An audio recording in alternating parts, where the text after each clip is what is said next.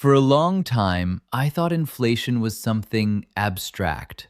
A number on the news, a percentage in a headline, something economists argued about and politicians blamed on each other. I understood it in theory, but I did not feel it in real life. Or at least, I thought I did not. I assumed inflation was obvious when it mattered, loud when it hurt, and visible when it took something away. That assumption was wrong. Inflation did not take anything from me all at once. It did not announce itself. It did not show up as a crisis moment or a sudden collapse.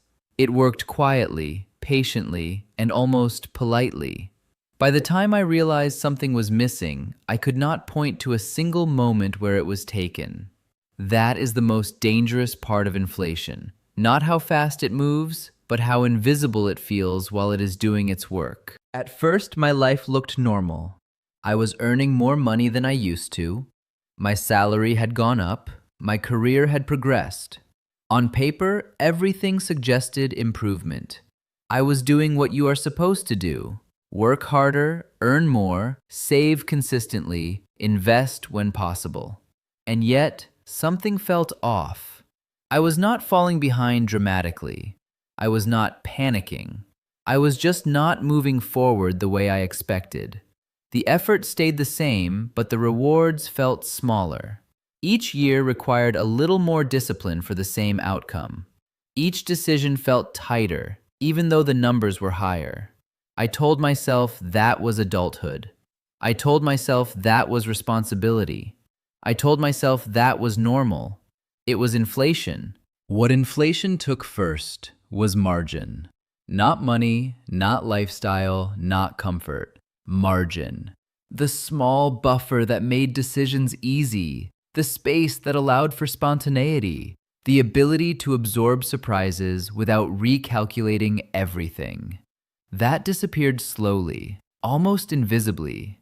At some point, every purchase required a pause. Not because I could not afford it, but because I had to think about it. That pause did not exist before. It crept in quietly, disguised as mindfulness, discipline, and maturity. I thought I was becoming more careful. In reality, my purchasing power was shrinking. The second thing inflation took was optionality. The freedom to choose without consequence. The ability to say yes without doing math first. The comfort of knowing that unexpected costs would not change the month. Inflation does not remove choices outright. It narrows them. It adds friction to decisions that used to be simple. Over time, friction becomes fatigue. I noticed this most clearly with essentials. Not luxury items, not big purchases, but recurring basics. Groceries, insurance, utilities, transportation. Things I did not consider negotiable. These categories quietly grew faster than everything else.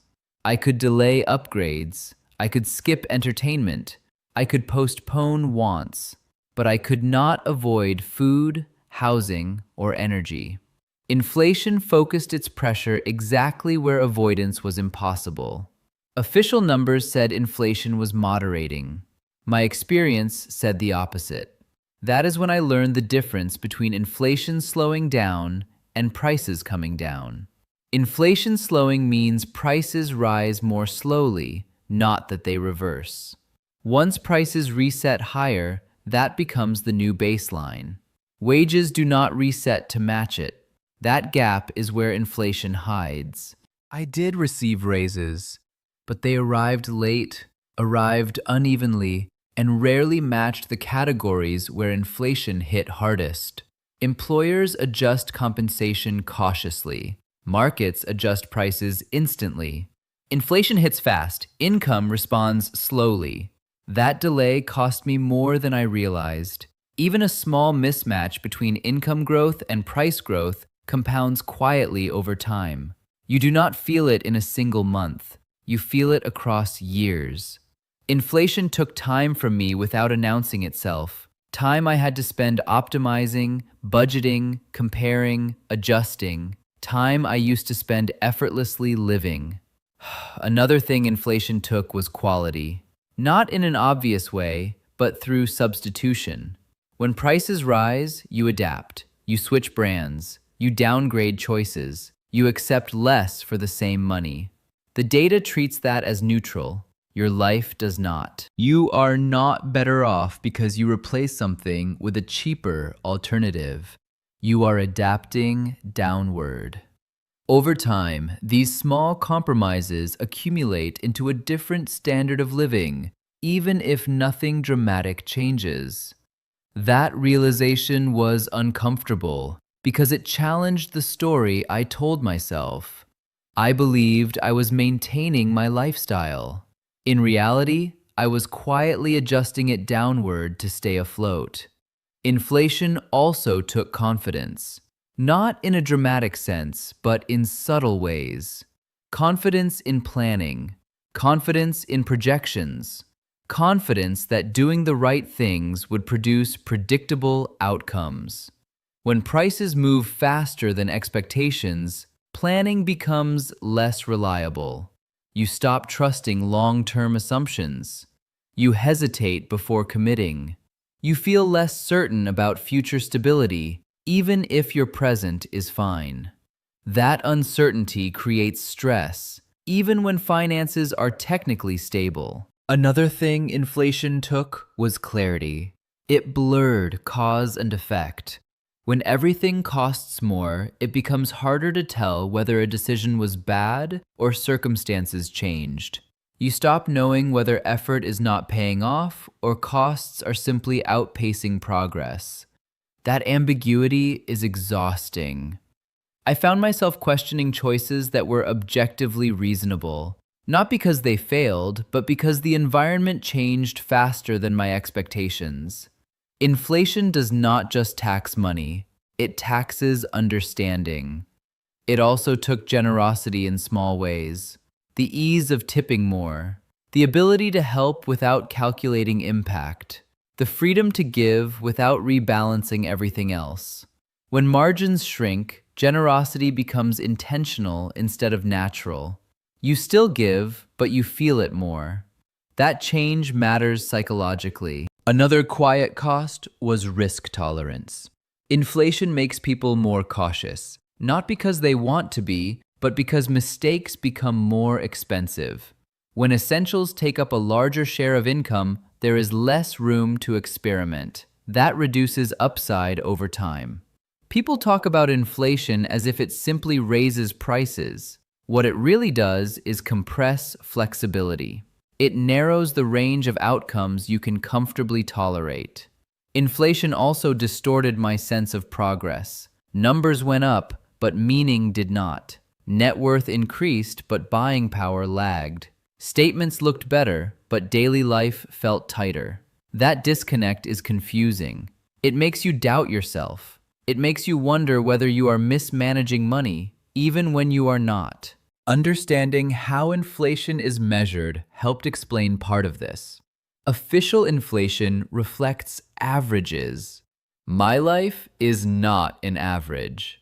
If prices fall for things I rarely buy, but rise for things I need weekly, the data says inflation is controlled.